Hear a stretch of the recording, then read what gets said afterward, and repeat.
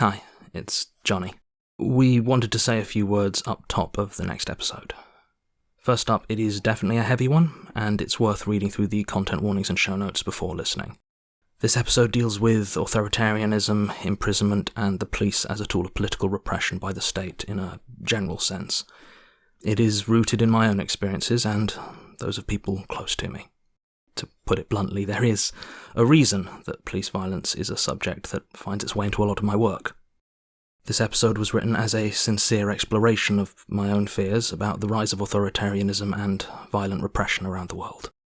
We also wanted to acknowledge that, on reflection, we believe this episode does blur the line between horror and trauma, depicting the awfulness of detainment and imprisonment without much fantastical distancing. Season 5 was always intended to explore more realistic fears through the medium of the hellscapes, but as our world has gotten darker, real-world fears and feelings have occasionally bled too directly into the writing of this series, and I believe that means I have broken my own rule of avoiding using trauma as a direct source of horror. I apologise for this. We will be more careful in future with similar topics. From here on out, while characters will still fear and suffer and die as part of their stories, they should do so without the show dwelling quite so directly on real-world traumas. Thanks for listening.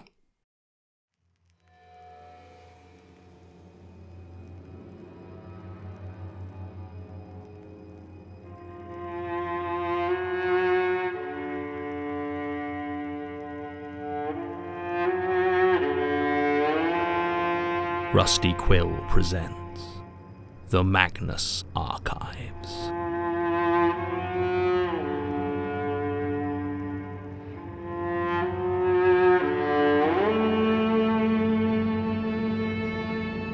Episode 185. Locked In.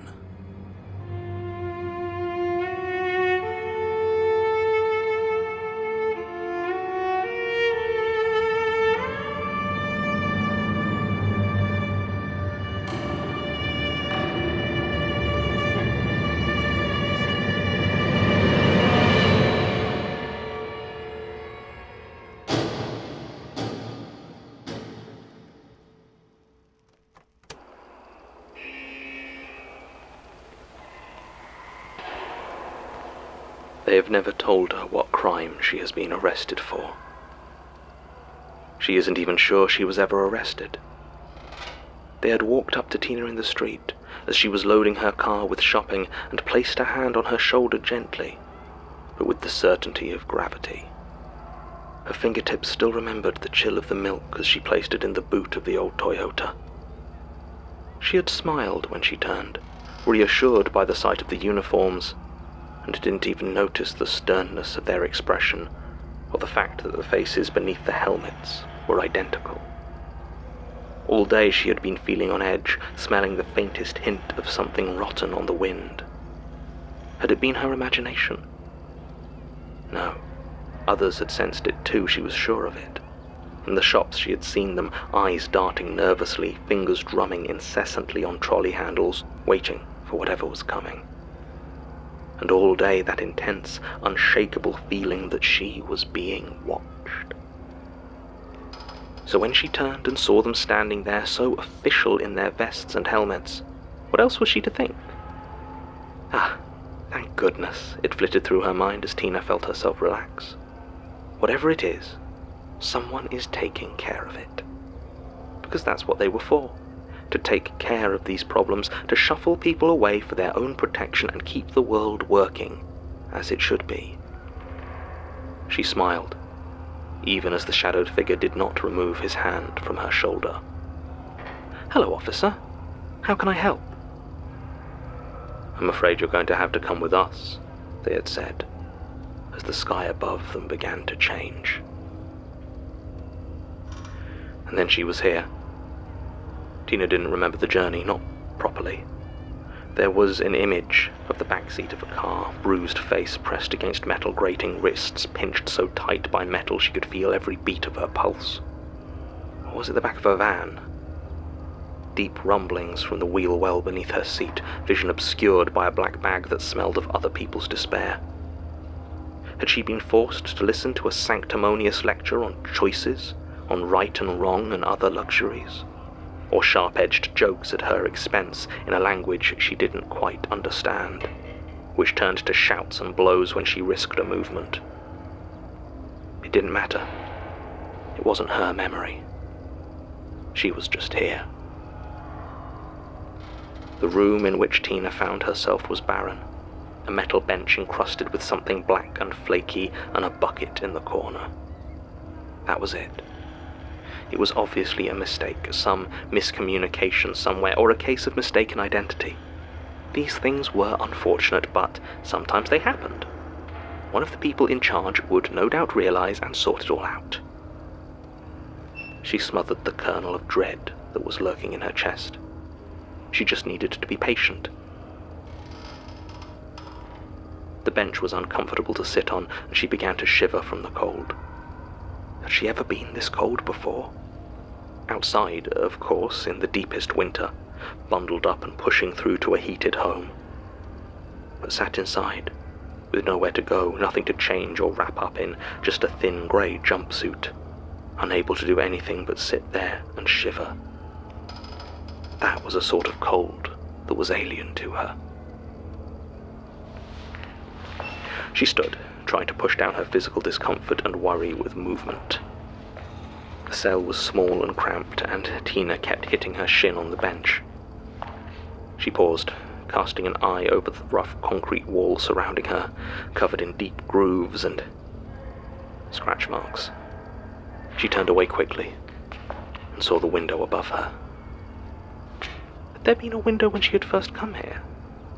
When had that been? It had no glass, just thick iron bars. But if she stood on tiptoe and really strained, she could just about see out of it. When she saw the world beyond her walls, her heart sank. The world seemed bright and normal. The sun was high and shining, though none of it passed through the bars. And if she tried to reach through, the light seemed to shrink from her skin. Cars passed by on the road. Somewhere, a bird was singing. The world didn't miss her, didn't know or care about what was happening beyond these walls. A child passed by, a girl with plaited blonde hair and a bright orange bicycle. Tina called quietly, suddenly afraid of who might be listening on the other side of her cell door. The child's eyes met hers, the first moment of human connection that she had really felt since she'd arrived. But hadn't she only just got here? And Tina felt herself begin to smile. Then the child's eyes narrowed in sudden hatred as the little girl bent down, picked up a rock and hurled it at the window. It passed cleanly through the bars and hit Tina square in the forehead. Her vision flashed white with pain as she fell back, slamming against the bench with a crunch. Part of her wanted to lie there and weep, overcome with what was happening to her. But faster than that came the anger, the indignation. How dare they? She did not deserve this. She was better than this. This did not happen to people like her. She clawed her way back up to the window and looked out, trying to see the spiteful little brat. But the girl was now behind her father, who shooed her away with a terror in his eyes. A terror aimed at Tina. And for the briefest of moments, she was certain that the man's fear was mocking her. Behind her she heard the sound of a key sliding into the filthy iron lock of her cell door. She tried to tell herself that sound was a good thing, that it meant someone was coming to check on her, to clear this all up, to tell her what was happening. But this was not the place for such lies. The door opened, and there they stood, identical in their uniforms, their skin fish-belly white, and their eyes gleaming with malice. And then she was back in her cell. She didn't remember the interview, not properly. Or had it been a trial? There had been a man, she was certain of it, and he had smiled as he sat across from her. There had been a file a thick manila envelope stained with grease and coffee, which held the pages of her life typed out in a small, no-nonsense font. She remembered that she had read those pages with increasing alarm. It had all been there, all of it. Her life, her loves, her choices, her mistakes. No detail spared, no nasty inference ignored. There was no benefit of the doubt here, no understanding or kindness, only the disinterested ink of words that would see her prosecuted. "None of these things are illegal," she had said. The man had laughed at that. It had been a dry and hacking sound that cracked the mirrored glass of the interview room and made the jurors' ears bleed. He stroked his badge, or had it been that gnarled and blood-stained gavel? The laws have changed. And now she is back in her cell, or a cell that looks like hers. It is smaller, perhaps. The metal bench is cleaner, but rusted through on the hinges, so when she lies on it, it squeals and threatens to collapse. They never told her any charges, never gave her any verdict. She is certain she will see that man, the judge, or the detective, or the warden. She will see him again. Perhaps she will be moved, or written up, or reprimanded. The cold is settling in. The hunger is biting her as she tries to sleep. There has been a mistake. She should not be here. But she had met the person in charge. She had pleaded her case, told him of what had happened. And he had laughed at her. A tray slides under the door, spilling thin, watery stew over the floor, tipping out chunks of something that glistens and writhes. Tina ignores it as she grabs the hatch and tries to keep it open, tries to tell the guards to explain what's happened, that something's gone wrong, that she shouldn't be here. This isn't right. Why can't anybody see this? This isn't the place for people like her. The hatch slams shut on her fingers and she pulls her hand back, pain robbing her voice of protest for a moment. Outside the window, night has fallen, and the temperature starts dropping even further. Perhaps if she behaved, they would give her a blanket. Perhaps she could see other people, share her story of injustice. Tina tells herself so many lies as she shivers in the dark. The moonlight falls on those old and faded scratch marks on the concrete wall. And as she places her hand on the shallow grooves, they match her fingers perfectly. She refuses to count the tally marks that cover every inch.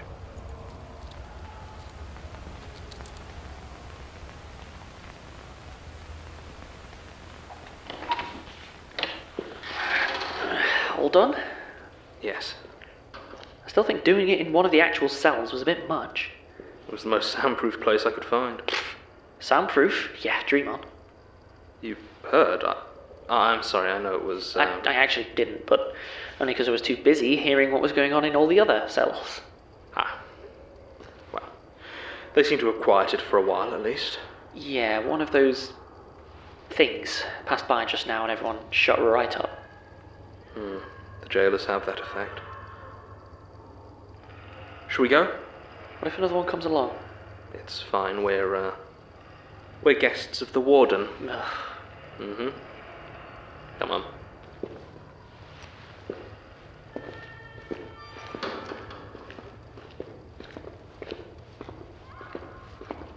Does it not bother you? What?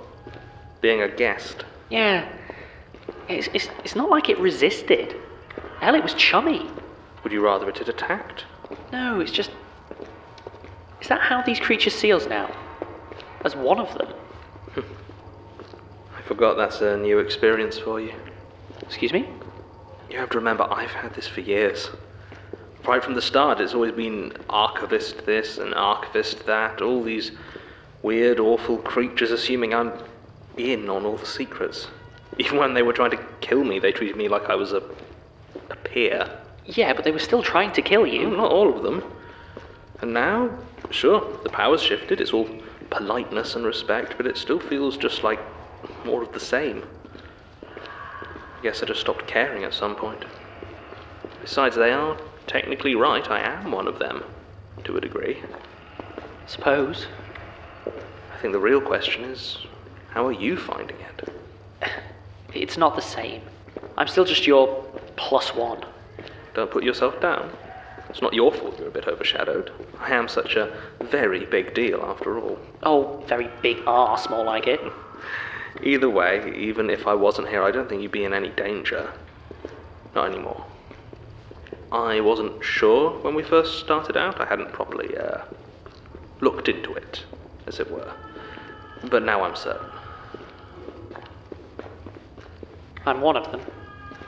One of us. That's not as comforting as you think it is. Doesn't mean it's not true, though. And this is all because I've been given a domain. Because apparently I somehow have people's fear feeding me. Well, feeding the eye through you, but yes. Even though I didn't ask for it? Did nothing to deserve it? Deserve. Now, there's a word that always causes trouble. Don't be patronising. I just mean that nobody here deserves the position they've found themselves in. Not really. I suppose a few may have asked for it, sought it out even, but far more didn't. They just made the wrong choices for the right reasons, or even the right choices, but ones that still led them here in the end. I hate it. On balance, that's probably a good thing. Hey you! Yeah, I know you. It's from the Magnus Institute. Mark. You know him? Martin. Martin, right, yeah, you remember? You tipped us off when we came and nicked your boss, the Bouchard bloke. Oh, right, Inspector... I'm so sorry, I've forgotten your name. So have I. I'm just 547 in here. God, I'm so sorry.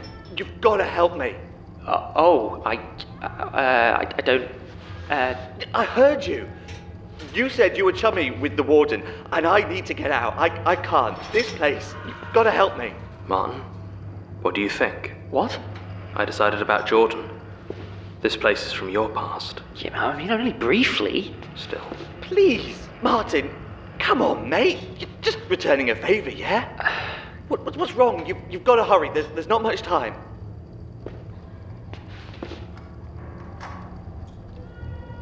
Why are you here? What?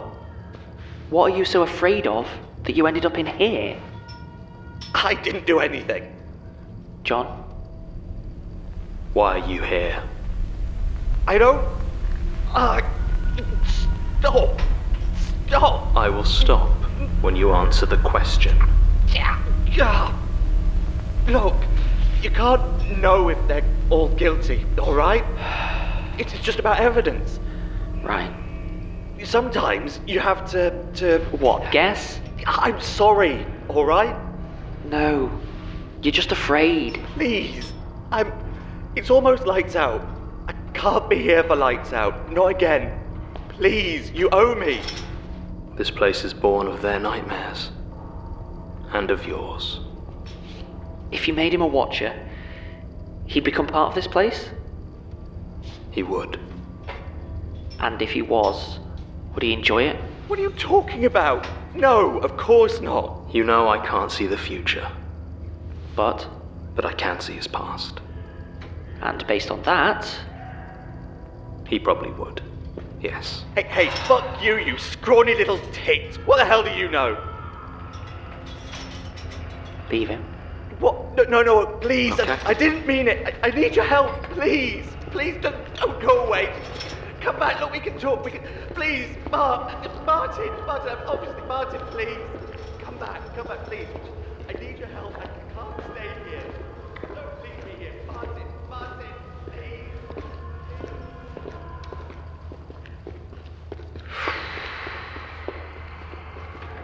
That was horrible. I'm sorry I put you in that position. No, you were right to. That's a lot of power to have to deal with. A lot of responsibility. Yes.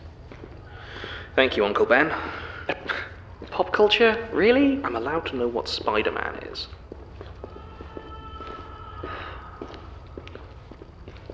Not helping people is still a decision, isn't it? Well, You saw Jordan. I'm not sure helping is really... I know, not the right word. Ignoring them, then. Yes. It's a choice I've been making a lot recently. I guess we should get used to it. Knowing that all these awful things are happening for our benefit. Maybe it's better if it never gets comfortable. Maybe.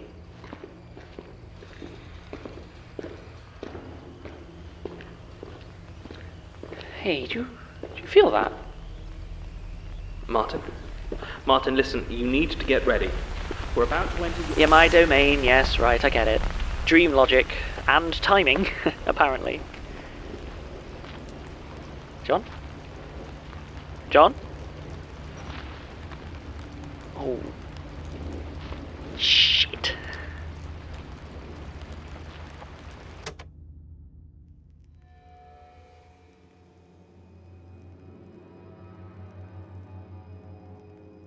The Magnus Archives is a podcast distributed by Rusty Quill and licensed under a Creative Commons Attribution Non-Commercial Share-alike 4.0 international license. Today's episode was written by Jonathan Sims, produced by Lorianne Davis, and directed by Alexander J. Newell. It featured Jonathan Sims as the Archivist, Alexander J. Newell as Martin Blackwood, and Richard Davies as the Inspector. To subscribe, buy merchandise, or join our Patreon, visit rustyquill.com. Rate and review us online, tweet us at The Rusty Quill, visit us on Facebook or email us via mail@rustyquill.com. Join our community on the Discord via the website or on Reddit at r/The Magnus Archives.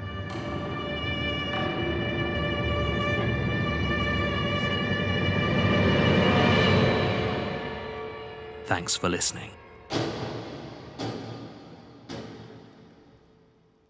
Hi everyone, Alex here. I'd just like to take a moment to thank some of our patrons. Jessica Specht, Natalie Logan, Emily Simmons, Paige Morgan, Clarissa Olivares, Lana Roberts, Emma, Rhiannon Thomas Bourne, Malibustacy, Regan Sanders, Christina, Sir Prahlegod, Trixie McGee, A Brain in a Bucket, Esther Phillips, Annie Shoes, Natasha Tomecek, Maglor, Saturn Lynnette, Amaranta Petty, Allison Perrone, Ari Shenanigans, PumkinMilk, McKensie Schepers, Annika V. Brighton, Jasmine Zielfreund, Ludo, Marguerite Coles, Catherine Foreman, Hello Trickster, Riley Alexandra, Rose Johnson, Ruben Pax, What If You Were Defenseless, Tara, Biff, The Thing Lurking in the Dirt Under the Streets of Alexandria, Sarah Anderson, Tips Fedora, Shaka Vist, Logan Austin, Jem, Strongest Stars Malak, Ona Dakora, Alex, Skyberia, Gabby Figueroa, Zoe Wright, Charlie Morgan Reed, Heather, Nebula Wood, Gillis Lowry, and Taylor Jackson. Thank you all. We really appreciate your support. If you'd like to join them, go to www.patreon.com/rustyquill and take a look at our rewards.